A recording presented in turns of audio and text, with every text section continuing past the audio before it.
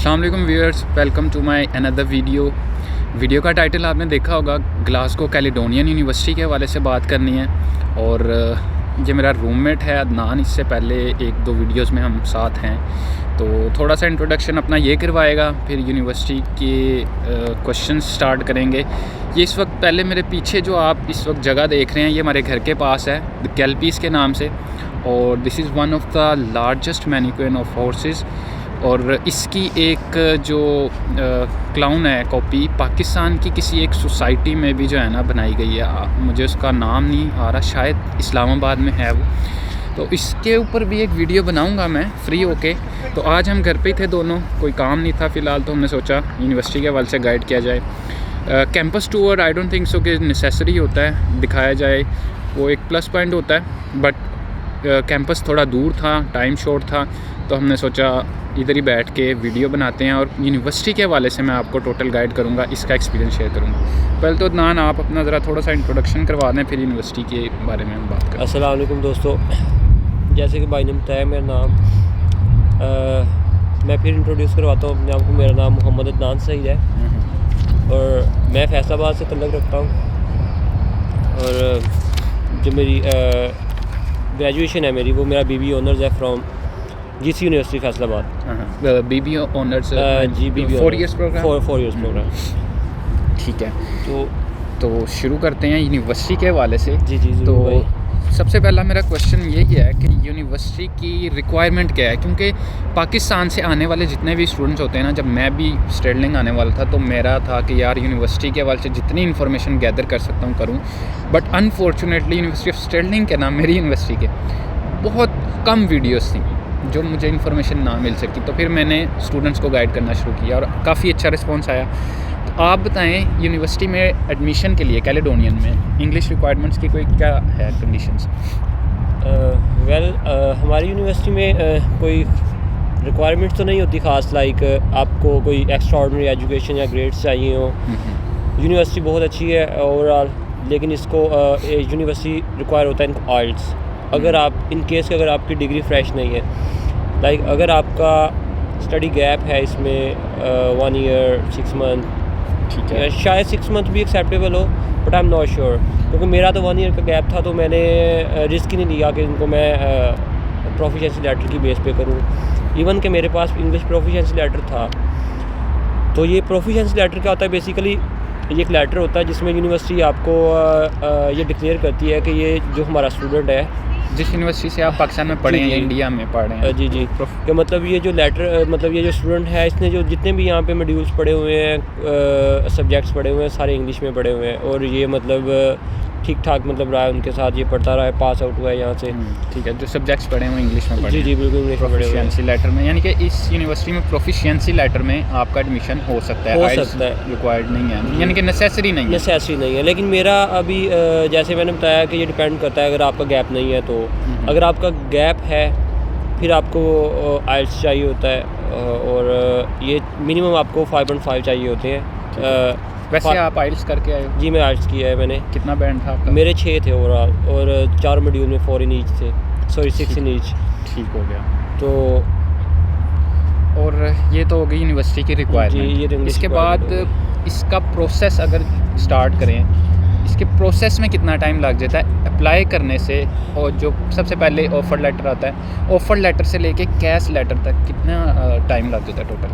Offer letter से मेरा अभी इस तरह हुआ था कि मेरे थोड़ा सा इशू बन गया था, क्योंकि मैंने डेफर करवाया था। तो मेरा थोड़ा सा क्यों करवाया आपने? क्योंकि मेरा टाइम गुजर गया था। जब मैंने अप्लाई किया तो मेरे पास इतना टाइम नहीं, मुझे लगा कि मेरे पास इतना टाइम नहीं है कि मैं अब अप्लाई करूँ, फ़ीस जमा करवाऊँ और मैं इन टाइम मतलब वहाँ पे पहुँच जाऊँ। ठीक है, तो इसलिए मैंने फिर इसको मुनासिब समझा कि अपना केस डेफर कर। सितंबर इनटेक से डेफर करके जनवरी इनटेक में मैंने लिया। तो उसका क्या था कि मैंने सिर्फ उनको एक मेल की थी कि मतलब मुझे डेफर कर दें। तो उन्होंने, वैसे जो मेरा फ़र्स्ट टाइम सितंबर इनटेक के लिए मेरा ऑफ़र लेटर आया था, वो विदिन 2 वीक्स आया था।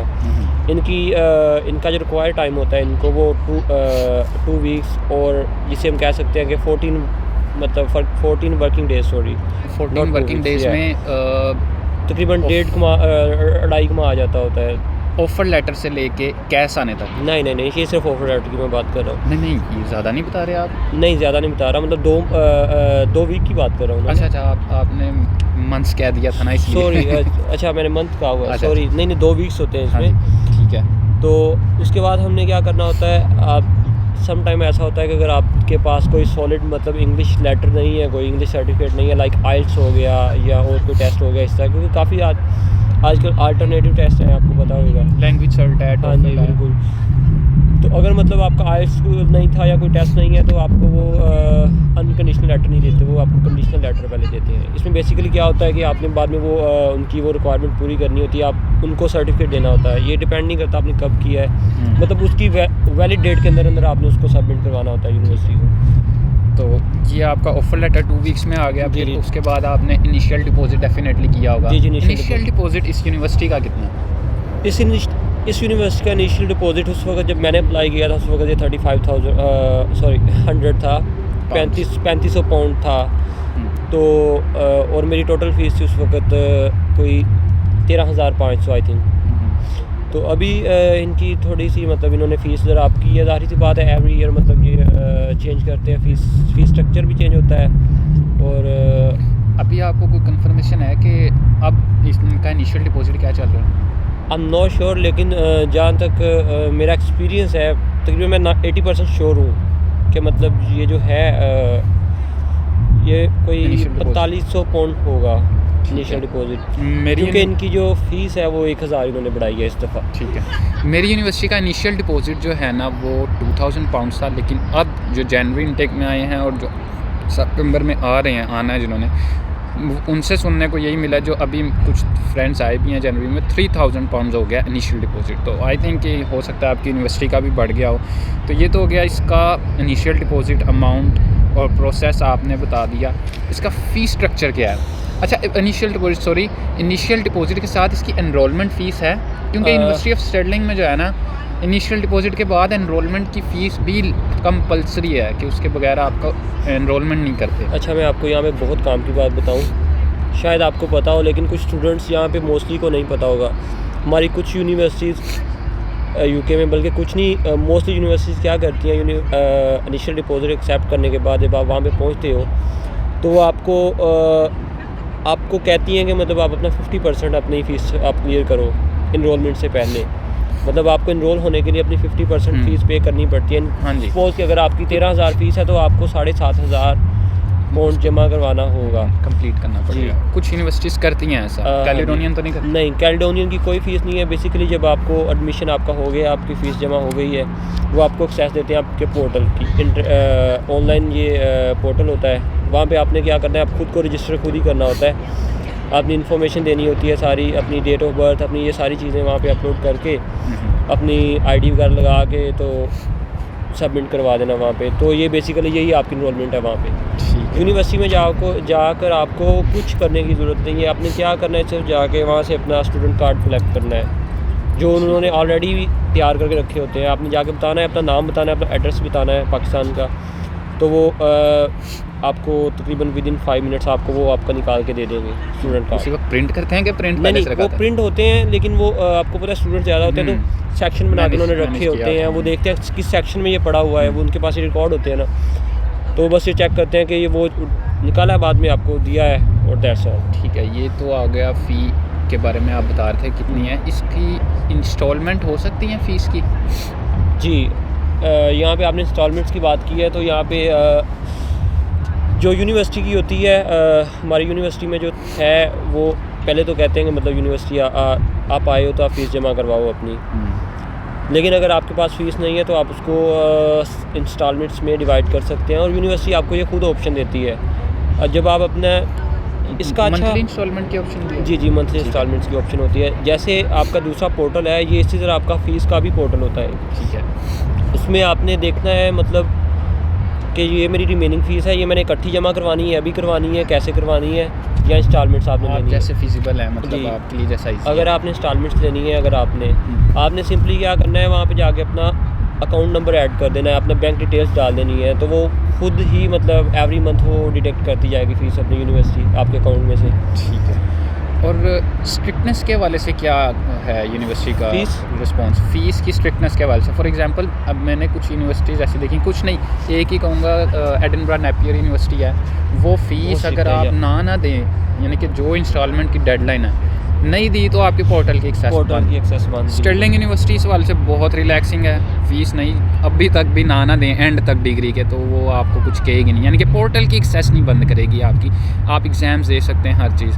नेपियर यूनिवर्सिटी कर देती है। तो कैलिडोनियन का क्या रिस्पॉन्स है? अगर फ़ीस डिले होती है या स्टूडेंट कोई नहीं दे पाता इंस्टॉलमेंट, तो ऐसा तो नहीं कि पोर्टल की एक्सेस बंद कर दें या आप एग्ज़ाम में नहीं बैठ सकते या कुछ? नहीं, यहाँ पे इस तरह का कोई सीन नहीं है। बेसिकली जब आपने अपना अकाउंट लगा देना है ना, पहले यूनिवर्सिटी आपको मेल करेगी, इवन कि मुझे भी मेल्स आए हुए हैं कि आपकी डेडलाइन पास आ रही है, आपने फ़ीस नहीं जमा करवाई, ये वो हम आपका जो डिटेल्स हैं वो हम रिकवरी एजेंट को देने लगे हैं, वो रिकवर करवाएगा आपसे खुद ही। लेकिन इसका बेहतरीन हल मैं तो यही सजेस्ट करूँगा कि आप अपनी बैंक डिटेल्स डाल दें वहाँ पे। यूनिवर्सिटी को तसल्ली हो जाती है क्योंकि उस पर आपका प्रूफ ऑफ एड्रेस भी होता है, आपका सारी मतलब और अकाउंट भी होता है, उनको पता है कि ये अकाउंट इसने यूज़ करना है, इसमें पैसे आएंगे, और यूनिवर्सिटी रिलैक्स हो जाती है, फिर वो आपको मेल्स नहीं करती, कोई आप पे दबाव नहीं डालती। क्योंकि मेरी अभी डेडलाइन गुजर चुकी है, मेरी फ़ीस कुछ रहती है, थोड़ी सी रहती है, लेकिन जस्ट इन केस के मतलब कुछ ऊपर नीचे, क्योंकि यहाँ पे स्टूडेंट है, हम इंटरनेशनल स्टूडेंट्स हैं, तो यहाँ पे हमें ज़रूरत पड़ती रहती है पैसों की, क्योंकि मेजॉरिटी जो स्टूडेंट्स हैं ना वो यहाँ पर आके यहाँ से अर्न करके फ़ीसें देते हैं। बहुत कम है जो यहाँ अपने होम कंट्री से ही फीसेस मंगवाते हैं यहाँ देते हैं। और वो इजी भी बड़े होते हैं, मतलब उनको कोई फिक्र नहीं होती जॉब करें ना करें पैसे आ रहे होते हैं पीछे से। लेकिन जो स्टूडेंट्स जिन्होंने फ़ीस जमा करवानी है उनकी तो कोई मतलब 2 दिन जॉब पे ना जाए तो वो वैसे डिप्रेशन का शिकार हो जाते हैं। ऐसे ही है। लेकिन इस तरह किसी स्टूडेंट ने, किसी भाई ने इस तरह नहीं करना। अगर आपको जॉब नहीं मिल रही आते ही सारी, तो इसको आपने इजी रखना है। कोई मतलब आप स्ट्रेस में रहोगे, खुद को बीमार करोगे। जॉब यहाँ पे जॉब अपॉर्चुनिटीज़ बहुत ज़्यादा है। और जॉब्स की बात हो रही है स्टूडेंट्स की जो होती हैं, जैसे टेक अवे पे, रेस्टोरेंट्स पे, ग्रोसरी स्टोर्स पे।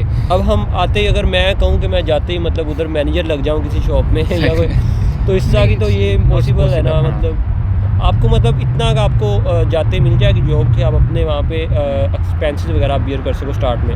फिर आप आहिस्ता आहिस्ता इम्प्रूव करते जाते हो। यूनिवर्सिटीज़ में सेमेस्टर टर्म ब्रेक होती है, आप उसमें फुल टाइम अलो होते हो, जैसे कि हमारी यूनिवर्सिटी भी अलो करती है, बल्कि हर यूनिवर्सिटी अलो करती है स्टूडेंट ऑफिशियल जो ब्रेक होती हैं सेमेस्टर ब्रेक में, उसमें आप फुल टाइम करोगे। ठीक है, ये तो आपने फ़ीस की स्ट्रिक्टनेस के हवाले से बता दिया। बाकी आपकी डिग्री की ड्यूरेशन क्या है? डिग्री का नाम बता दें जरा।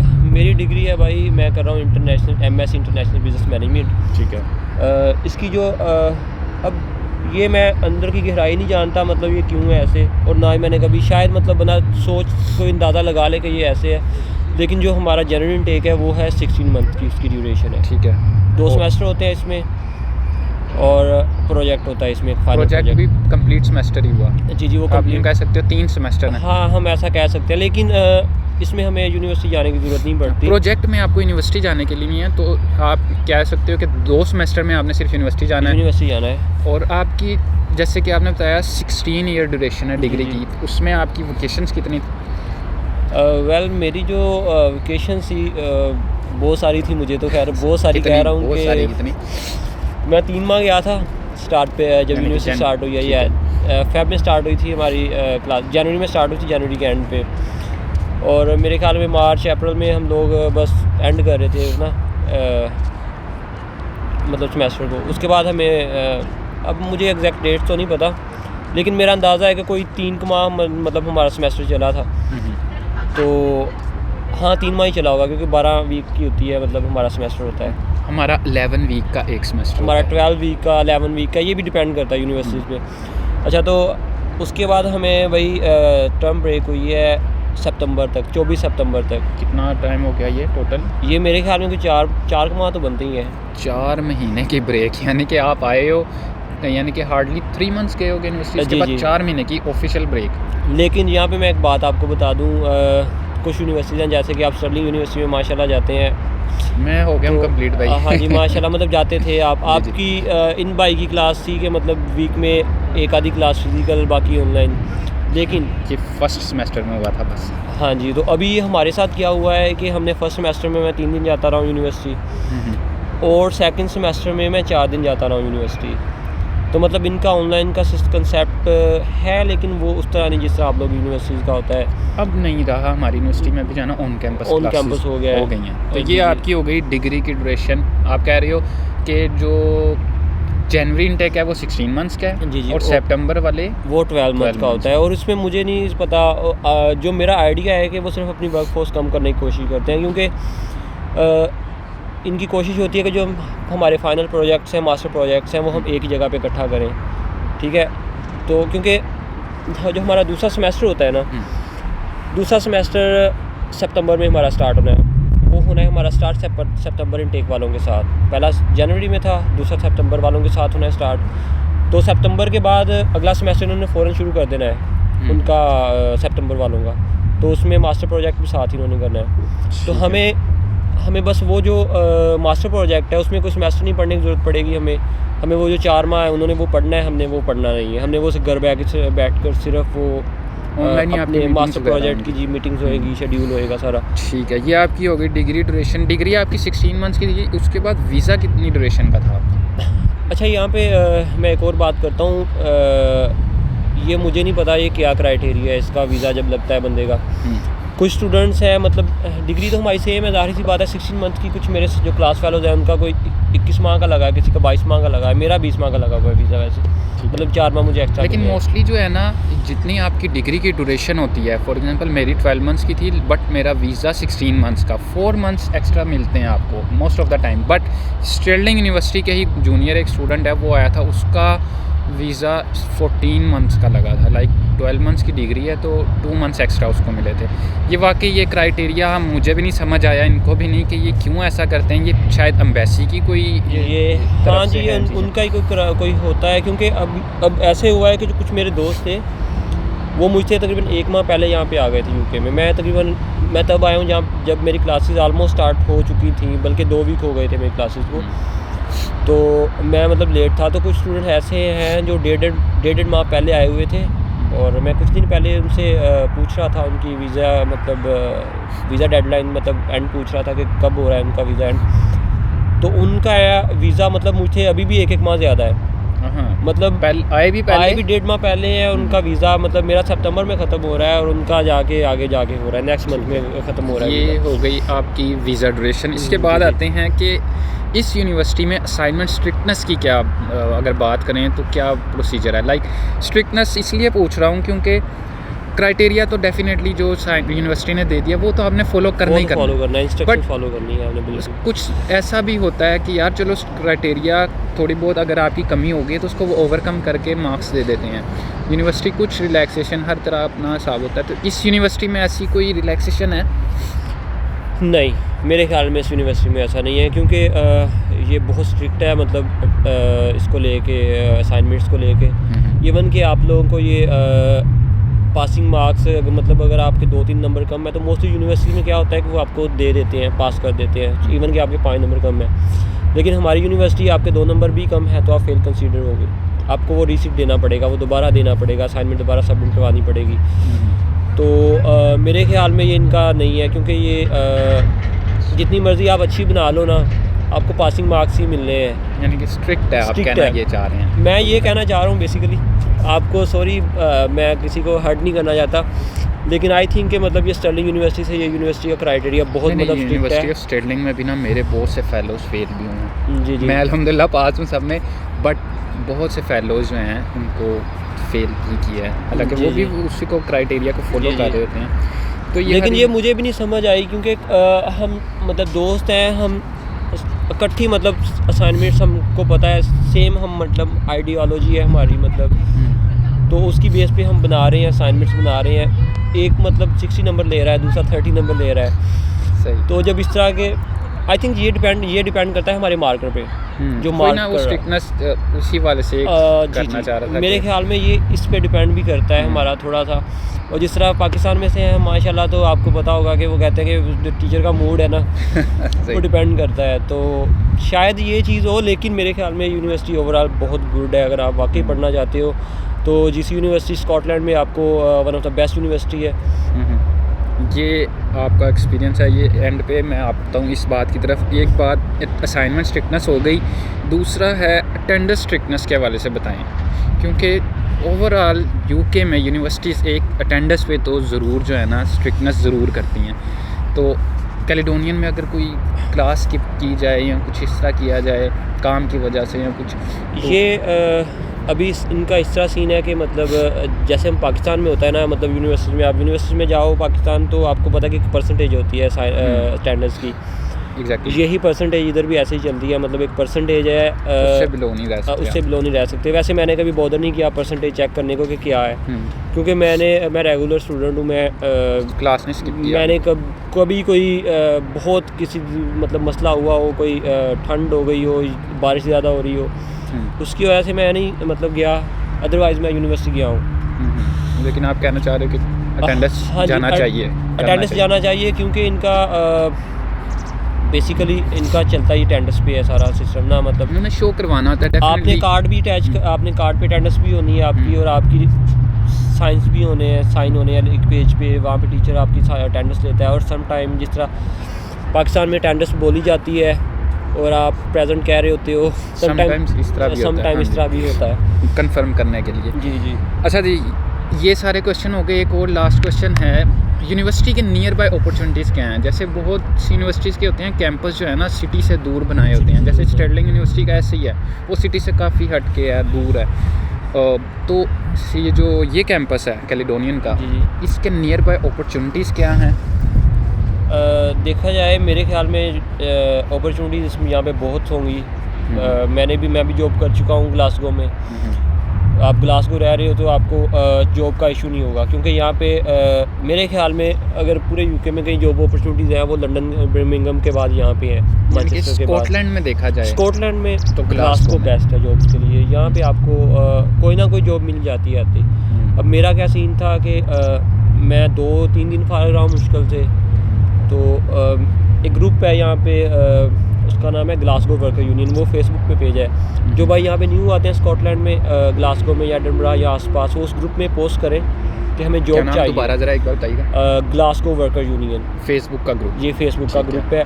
और मुझे विदिन 1 आवर मुझे कॉल आ गई थी एक बंदे की, अपना पाकिस्तानी बंदा था वो, कि आपने जॉब करनी है। टेकवे पे जॉब जी, टेकवे की जॉब थी। और आपको रेट आते सारी अच्छे तो नहीं मिलते, लेकिन आप इम्प्रूव करते हो तो आपको रेट भी अच्छे आपके इम्प्रूव होते हैं।